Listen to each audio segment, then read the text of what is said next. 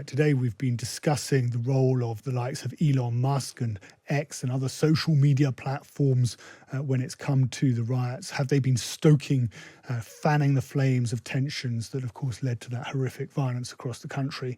But what of foreign hostile actors, namely Russia? Did the Kremlin and its agency, the Foreign Intelligence Agency, the FSB, play a role in stoking up or at least giving credence to those on social media, which of course played a significant part in those far-right riots? Let's speak to a man who knows the Russian machine all too well. That's the former intelligence officer Christopher Steele. He ran the Russia desk for MI6 and he joins us now. Good morning, Christopher Steele. Hi, Theo. For you, is it clear that there is Russian involvement? Yes, I think it's clear there is some Russian involvement. The degree to which that's happened and the effectiveness, I think, is still out for question. I mean, when you look at the original disinformation that surrounded the Southport killings, that does seem to have come from a Russian-linked website. And of course, after that, the Russian Foreign Ministry spokesman herself, Maria Zakharova, actually tweeted out that basically the rioters were in the right to question the government and so on. We've also got a situation where Tommy Robinson, who's one of the instigators, I think, of this situation, paid a visit to Moscow, a very interesting one in 2020, in which he met with various people on the Russian sort of nationalist right. And indeed, one guy he met with called Malkovich, who is sanctioned by the US for involvement in foreign interference operations. So I think there's quite a lot there to get our teeth into. Do you think that our security services will be doing exactly that at this present time? Yes, I'm sure they are, and I hope they are. I think the main point, of course, is that Russia considers itself at war, in an existential war with Ukraine, but also effectively at war with the West and with NATO.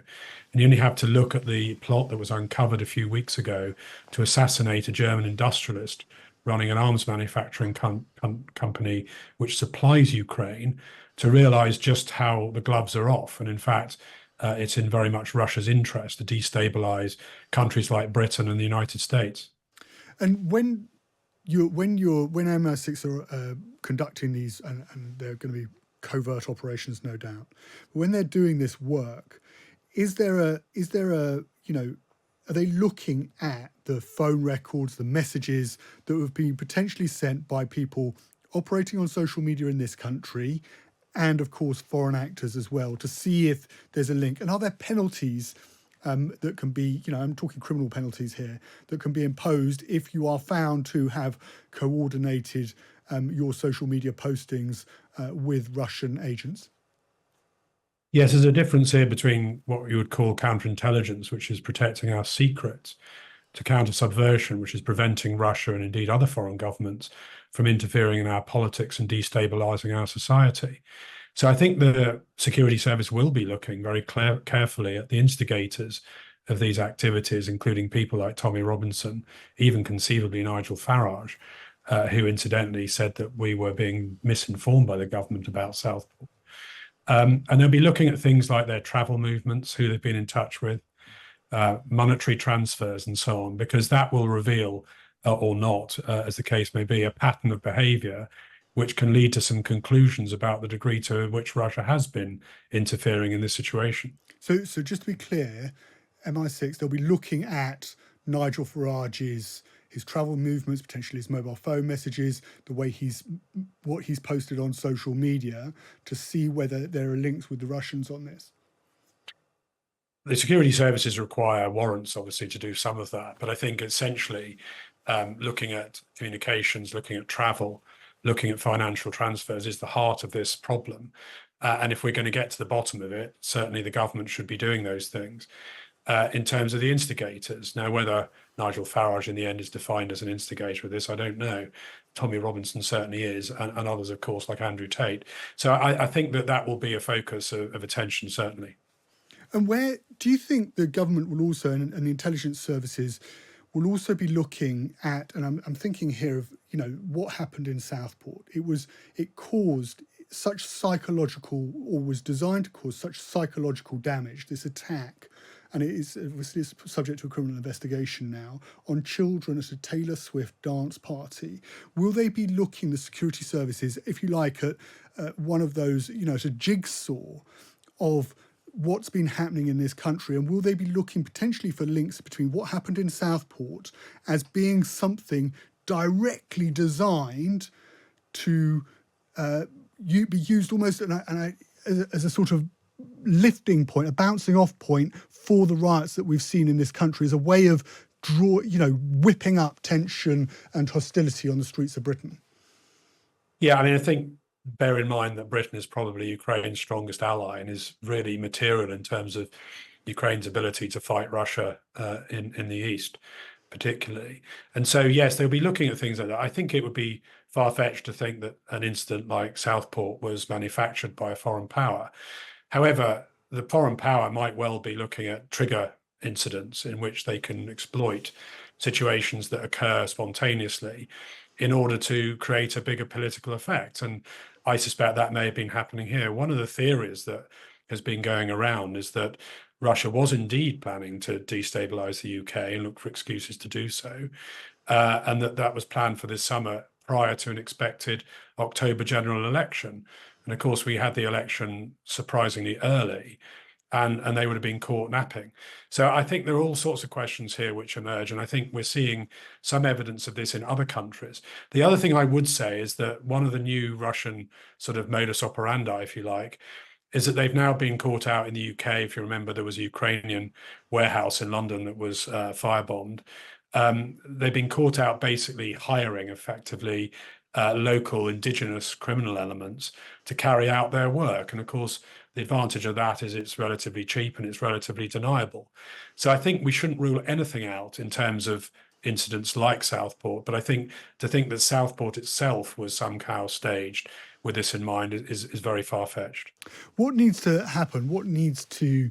Thanks for clarifying. I appreciate it. But what needs to happen now from the intelligence services? What do they need to do, Christopher Steele? Because are we going to find ourselves in a situation where we see these riots that we've seen on the streets of Britain suddenly become a regular occurrence, or is there a way of actually dealing with these Russian state actors to stop them acting in the way that they are, to whip up horrendous violence and tension on the streets of Britain?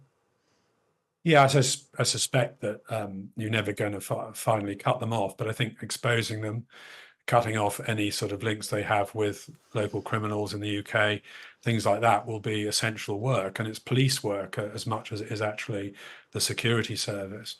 But I think also looking upstream inside Russia itself to understand what the actual plan is. Now, we received some intelligence about a year ago, which said that in the past, Russia had been interested in supporting and stoking up both the extreme right and the extreme left in Europe. And that from that point on, Putin had decided that the extreme right would be the main focus for this agitation and subversion. So in a way, it doesn't surprise me that it's manifesting in the way that it has. And in order to understand that properly, we have to have intelligence from upstream in Moscow as to who the main actors are and what they're trying to achieve. What do you think the end game is? Is it just a stronger Russia and a weaker Europe, or is there something that goes beyond that?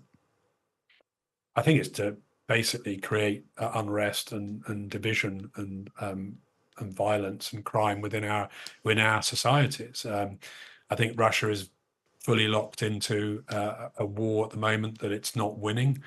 Particularly in the last few days, we've seen an extraordinary Ukrainian counteroffensive that will undoubtedly be sucking in all their attention for the moment. But they don't go away for long. We've seen, from 2016 onwards, really, with the US election then and Brexit, that the Russians very much favor this sort of underhand subversive operation. And we have to put the resources and get the skills that we need in our security services and police to be alert to it and to disrupt it.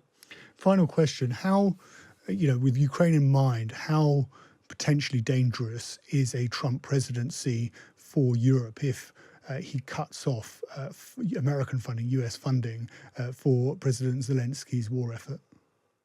I think it would be catastrophic. My impression, strong view, is that there is a sort of settlement plan, I'm not going to call it a peace plan, being hatched by Moscow and Viktor Orban of Hungary, which Trump is almost certainly signed up to, which would get Putin off the hook and give him probably 20% of Ukrainian territory.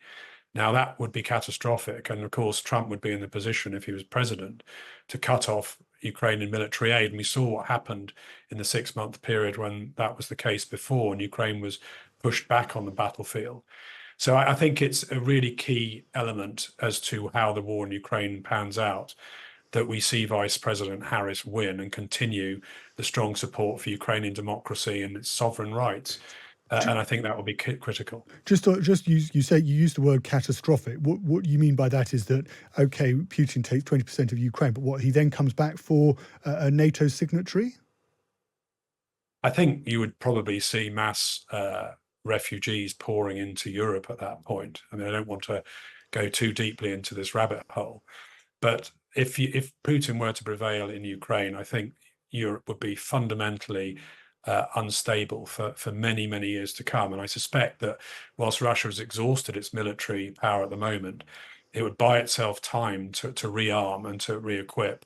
And without the sort of American guarantees, Article 5 of NATO, mutual defense and so on, that Russia may well take a swipe at the Baltic states or somewhere else in due course, probably a few years down the line. But the trend would be set, and it would be, as I say, for European security and peace, catastrophic in my view. Christopher Steele, who of course ran the Russia desk at MI6, I really appreciate your time with us this afternoon, and thank you for all of those really valuable insights. Very grateful.